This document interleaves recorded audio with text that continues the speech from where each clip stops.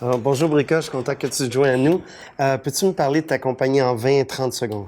D'accord. Bonjour, mon nom est Ange Brika, comme vous l'avez dit. À Alta Robotique, qu'est-ce qu'on fait? Nous faisons la conception de robots mobiles sur des grandes surfaces. Ces robots font l'acquisition des données et ces données-là sont envoyées sur le cloud pour pouvoir les analyser, produire des cartes et faire l'analyse prédictive. OK. Puis comme je comprends, toi, tu viens de la Polytechnique de Montréal. C'est bien Tu as ça. gradué dernièrement. Qu'est-ce qui t'a fait t'amener à partir de cette compagnie-là? Donc, comme vous avez dit, à Polytechnique de Montréal, j'ai rencontré des amis avec lesquels on a fait un concours sur les drones. Et après cette expérience, nous avons lancé cette compagnie pour pouvoir améliorer la productivité des compagnies avec ces drones. Ensuite, avec mon background en intelligence artificielle, j'ai ajouté le côté software pour pouvoir aussi améliorer les produits et les services que nous proposons. Quand tu regardes partir en Artificial Intelligence ou partir une compagnie dans ce domaine-là, quels sont les plus grands défis que tu vois?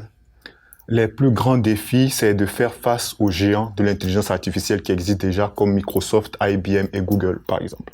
Et l'avantage des startups, c'est que nous sommes un peu agiles. Nous sommes capables de cibler les secteurs dont l'intelligence artificielle a vraiment un impact positif et pouvoir s'adapter à ces secteurs-là par rapport aux grandes entreprises qui ont qui ont une vue générale sur le marché et qui ne maîtrisent pas vraiment réellement les secteurs de base. Pour prendre un exemple, dans notre exemple, nous sommes dans l'agriculture, nous savons ce que les agriculteurs veulent concrètement et comment est-ce que nous pouvons adapter l'intelligence artificielle aux besoins des agriculteurs. OK. Puis donne-moi un exemple où est-ce que tu penses que la robotique peut aider les humains. La robotique peut aider les humains en général dans la mesure où actuellement nous voyons qu'il y a des pays actuellement qui n'ont pas qui ont de la famine et qui ont des problèmes sociaux. Donc on peut améliorer cela en augmentant la productivité agricole de ces personnes dans ces pays-là à travers la robotique. Et ce que les hommes seraient capables de faire en une journée, la robotique est capable de la faire en juste 1 heure.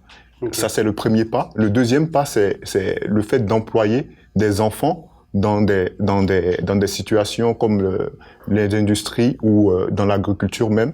Les robots sont capables de faire le travail de ces enfants-là. Et dans ce sens, ces enfants pourront être formés et pouvoir créer d'autres choses au lieu de pouvoir de se concentrer sur des tâches qui ne leur sont pas dédiées à leur âge. C'est excellent. Donc, créer l'éducation, créer un cercle où est-ce que les enfants peuvent retourner à l'éducation. I'm just going to switch in English for yes. One question is, what's your view on AI in general?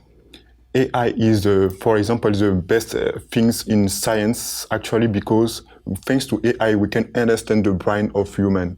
The brain was a mythology for any sciences. And when you understand how it works, for example, with deep learning, it's neural networks, and it's like a magic for me. And the application is very amazing on every sector.